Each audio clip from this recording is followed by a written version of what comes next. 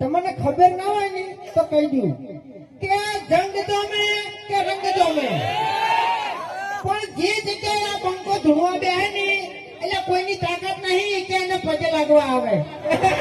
હા બરાબર.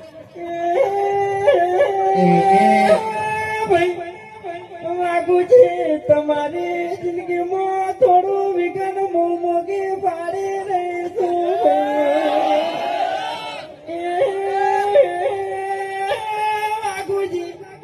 પેલા દાડે તમારા પગ ભાગજી, બીજા દાડે તમારા હાથ ભાગજી.